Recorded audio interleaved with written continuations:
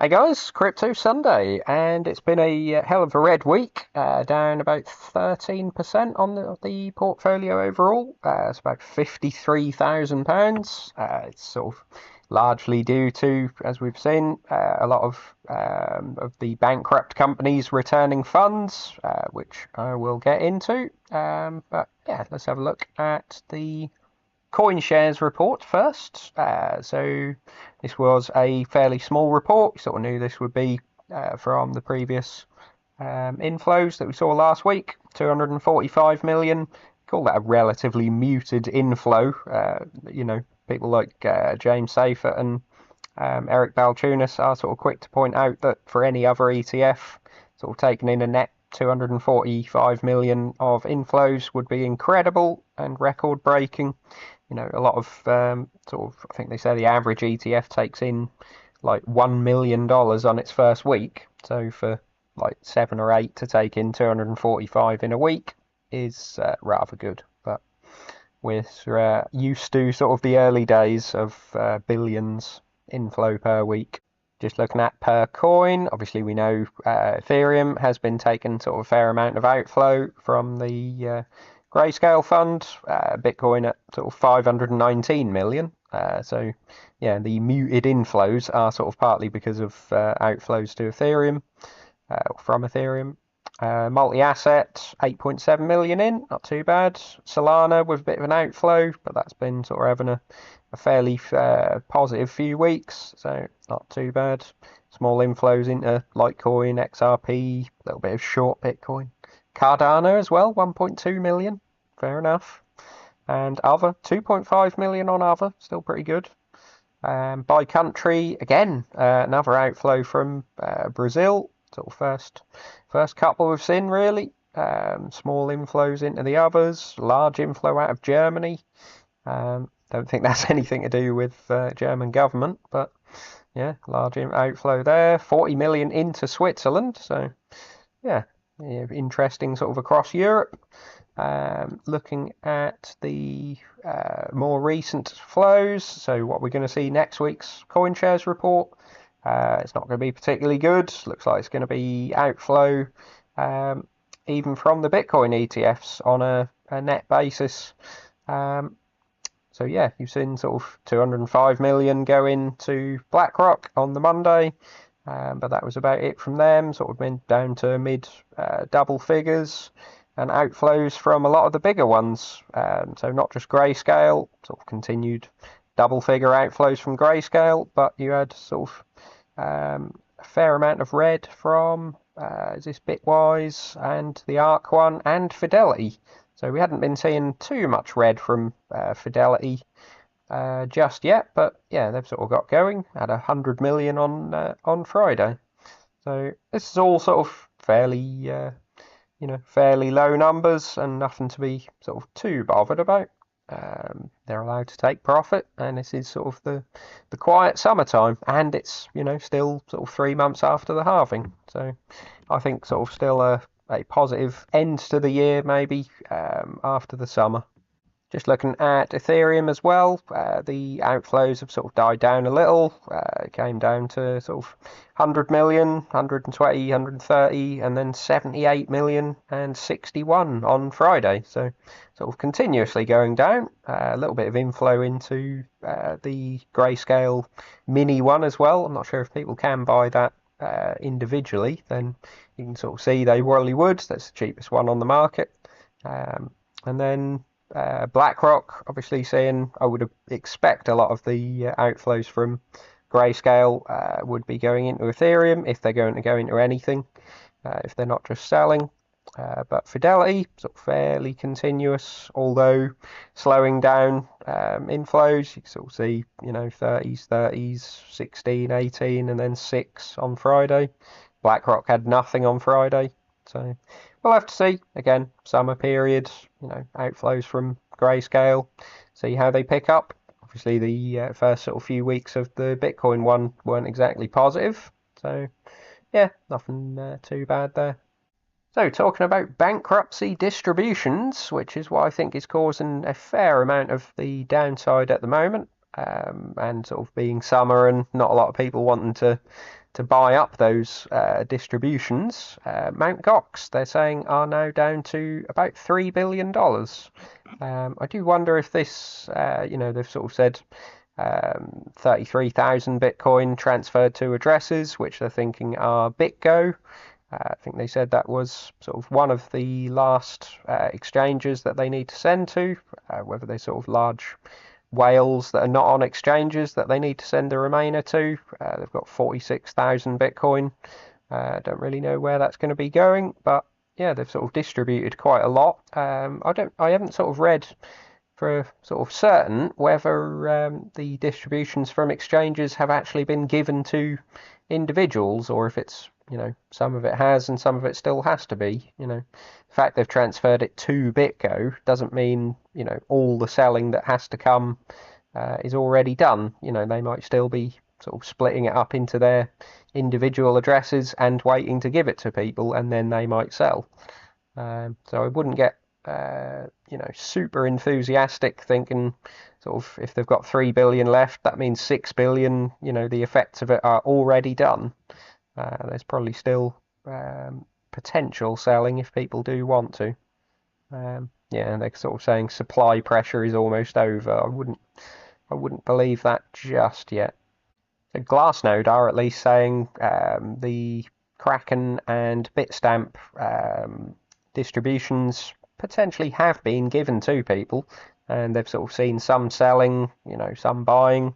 It's not really affected people too much yet. But you still sort of have other exchanges, and whether people are sort of, could be all sorts of reasons. They're on holiday. They, somebody could have sort of 1,000 Bitcoin or something. They're on holiday and they get back and want to sell it.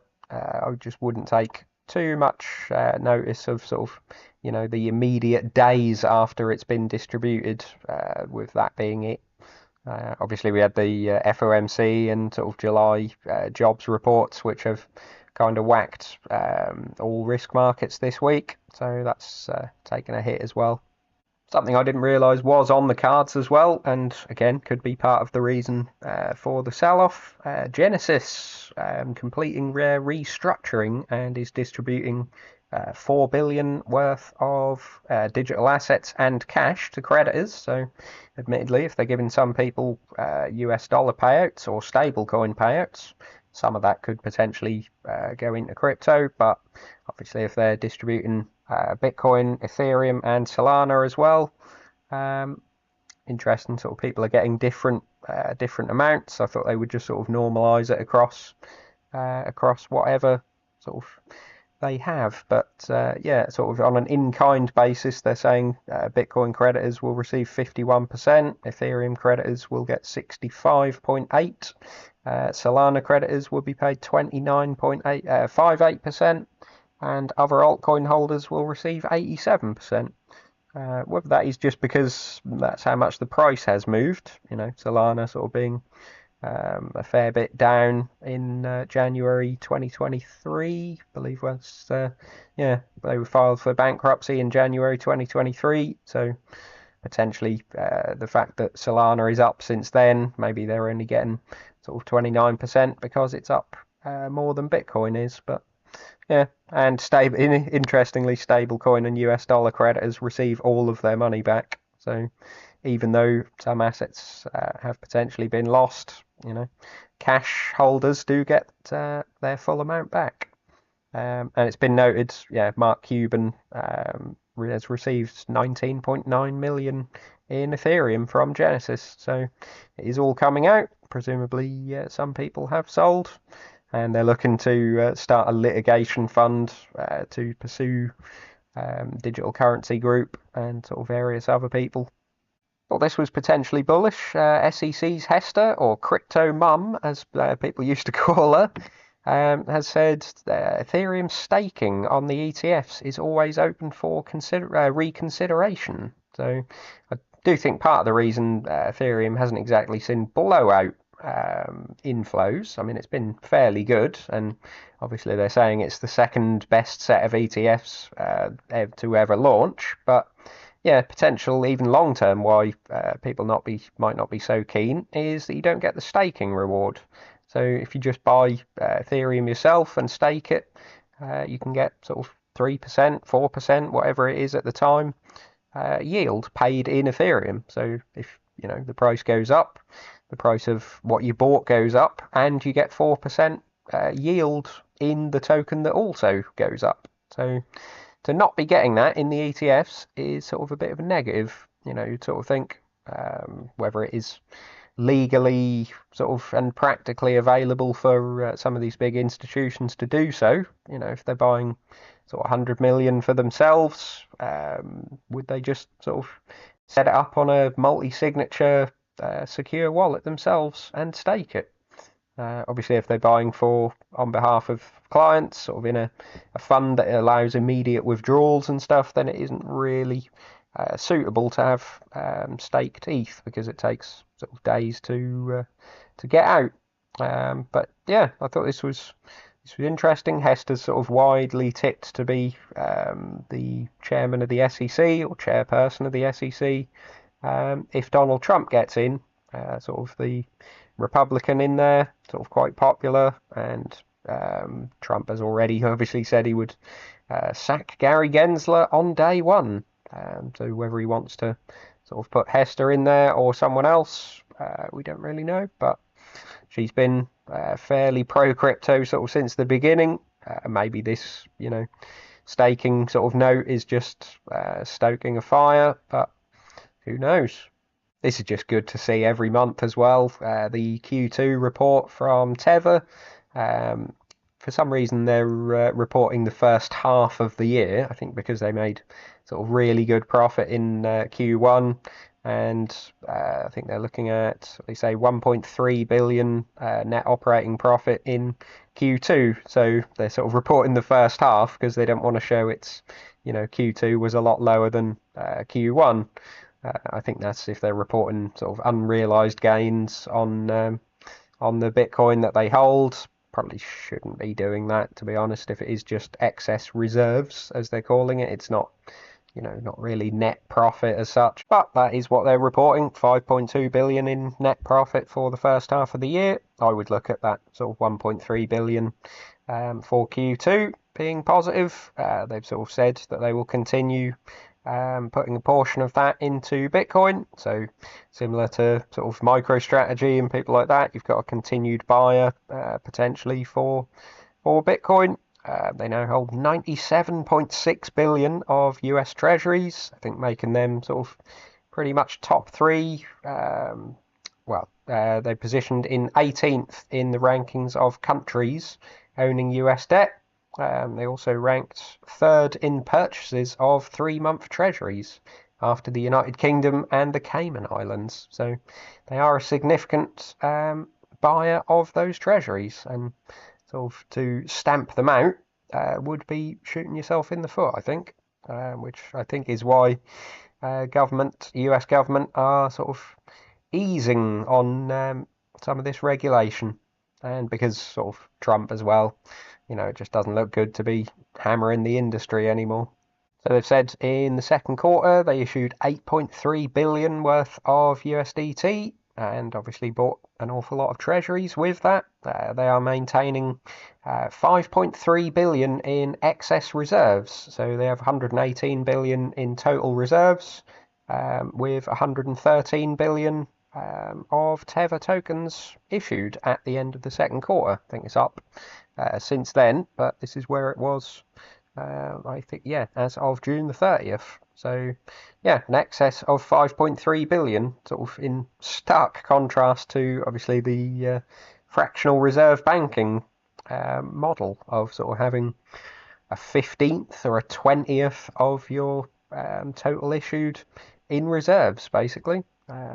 Tether could sort of say, well, if we've got 113 billion of Tether out there, we're going to hold sort of 20 billion of reserves because not everyone will want it all at once. But no, it's the full reserve method, or over collateralized, which is very, very strong. And probably the fractional reserve banking system doesn't really like this. But 5 billion more of total issued in reserves. And just speaking of MicroStrategy, I don't think anyone sort of noted this previously. It didn't seem to come out in the results. They announced a 10-for-1 stock split, which isn't important. People shouldn't get too worked up about that. But they issued a new $2 billion at-the-market equity offering. So they'd been sort of seeming to do this in lump sum deals to institutions. But they're now doing an at-the-market offering, so we'll just be sort of incrementally selling shares onto the market. I wouldn't imagine shareholders are going to be too pleased with that because it sort of caps the price, I suppose, keeps sell pressure on the price. And they're saying they're going to use this $2 billion for future growth and capital flexibility. If that doesn't mean buying Bitcoin, then I don't know what does. Future growth and capital flexibility. It does seem like the sort of underlying software business is struggling a little bit. There's been sort of, calls looking into their sort of revenue and cash flows, whether they are actually making any money or if it is just essentially a Bitcoin ETF now. Obviously, if the underlying company is losing money, then, how do they pay off the debt that isn't, they've got some debt that isn't convertible into shares. How do they actually pay off debts? And, will they start to sort of get in trouble? Obviously, they can say they're in profit and, that's great. But, yeah, if you're sort of going to struggle to start issuing more shares because your actual business isn't making money, then that's not great. So looking at coins for the week, it's a bit of a bloodbath as expected. Not sure whether I have lost more in a week actually, but yeah, Bitcoin is down 10% almost exactly. Solana 22.3%, although that had been sort of pretty strong over the last few weeks. Ethereum down 9.7%, so it's outperforming Solana and Bitcoin, but obviously is looking fairly weak at the moment. Chainlink down 13%, XRP down 9%, so maybe I should have taken that profit and sold it, but there you go. Audius down 3% because of a fairly large uptick in the last day from the looks of it, so that's outperforming a little. Power Ledger 14% down, Polygon 11.7%, Internet Computer 18% down, Gala 19%, Quant 11%, Basic Attention Token 14%, and VeChain is 14%. So yeah, everything down. Audius, the best performer of the week at only 3%. But yeah, it's been a red week basically. We look forward to sort of the summer ending potentially, people sort of getting back into Wall Street mode, and we've got still potential catalysts coming up. I believe sort of listening to Arthur Hayes and sort of people like Raoul Pal, there's an awful lot of potential Fed liquidity still to come over the next sort of few months leading up to the election and potentially sort of just after the election. You've got the debt ceiling coming up in January, so it looks like they sort of basically spend all of the money in their account so that they don't have anything and they have to raise the debt ceiling. You've got the FTX payouts looking like they have liquidated everything and will be paying sort of potentially $14 billion in cash to creditors. So if that's all in cash, obviously some of that you would expect to go back into crypto, especially if we're in sort of bull territory. So yeah, there's sort of good things to look forward to for the rest of the year. Just might have to go through a bit more red. Maybe Bitcoin goes to 55,000, maybe 50,000. Who knows? But yeah, long term, zoom out and stay calm. So leave your thoughts in comments below and like and subscribe. See you soon.